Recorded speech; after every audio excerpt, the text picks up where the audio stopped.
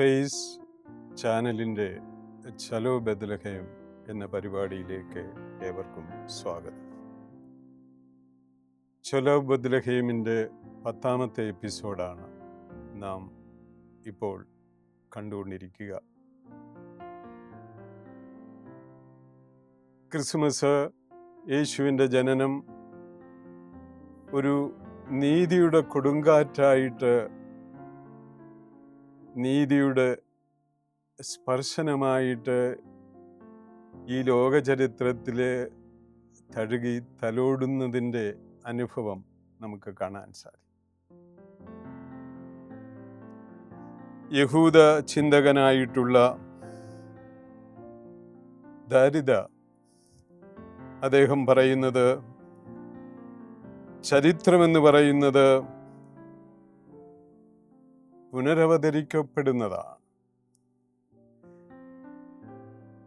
ഒരു അപനിർമ്മാണമാണ്. ഒരപനിർമ്മാണത്തിലൂടെ ചരിത്രം തിരുത്തിക്കുറിക്കപ്പെടുകയുള്ളൂ എന്നാണ് യഹൂദ പണ്ഡിതൻ, യഹൂദ ചിന്തകനായിട്ടുള്ള ദാരിദ പറയുന്നത്. തീർച്ചയാണ്, യേശുവിൻ്റെ ജനനം ചരിത്രത്തിൽ ഒരു മറുകൃതിയായിരുന്നു.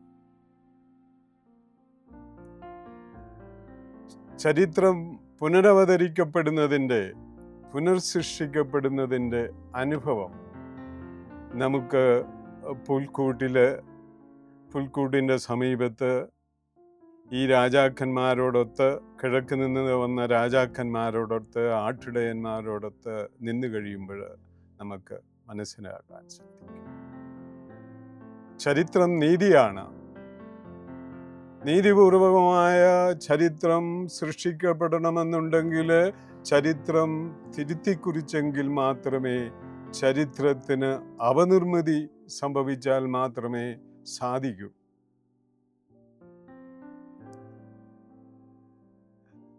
യേശുവിൻ്റെ സുവിശേഷം മത്തായി ശ്ലീഹ തൻ്റെ സുവിശേഷത്തിലൂടെ, സുവിശേഷ ശരീരത്തിലൂടെ അവതരിക്കപ്പെടുമ്പോൾ അദ്ദേഹം അവതരിപ്പിക്കുന്ന ഒരു കാര്യമുണ്ട്. അത് നീതിയെ പറ്റിയുള്ള സ്വർഗത്തിൻ്റെ നിലപാടാണ്. നീതി അവസാന അന്ത്യ യാത്ര, അവസാന യാത്രയിൽ നീതിപൂർവം മനുഷ്യനെ അളന്നുകൂട്ടി നിശ്ചയിക്കുന്ന സംഭവം. അത് നമുക്കിവിടെ ഭൂമിയിൽ സാധ്യമല്ല.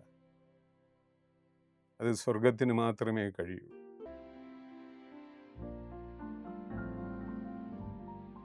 ആട്ടിൻപറ്റങ്ങള്, കോലാടുകള്, ചെമ്മരിയാടുകള് ഇടതും വലതുമായിട്ട് നിർത്തുകയും അവരെ വിടേണ്ട സ്ഥലത്തേക്ക് വിടുകയും ചെയ്യുന്ന മനോഹരമായ നീതി നിർവഹണം മത്തായിയുടെ സുവിശേഷത്തിൽ നമുക്ക് കാണാൻ സാധിക്കും.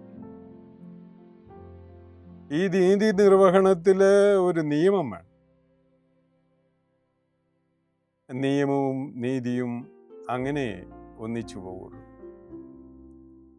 അതുകൊണ്ട് നമുക്ക് ഈ പുൽക്കൂടിന് മുൻപിൽ നിൽക്കുമ്പോൾ നമുക്ക് ഒരു നീതിയുടെ ചരിത്രം, അതൊരു പക്ഷേ ഈ ലോക ചരിത്രത്തിൻ്റെ അപനിർമ്മിതിയിൽ കൊണ്ടുവന്ന ഒരു ചരിത്രമായിരിക്കും. തീർച്ചയായിട്ടും ഈ ചരിത്രം, ഈ നീതിയുടെ ചരിത്രം, നീതിയെ താലോലിക്കുന്ന, നമ്മുടെ ഇടയിലേക്ക് കൊണ്ടുവരുന്ന നിയമത്തിൻ്റെ ചരിത്രം ഈ മനുഷ്യർക്ക് ആവശ്യമാണ്.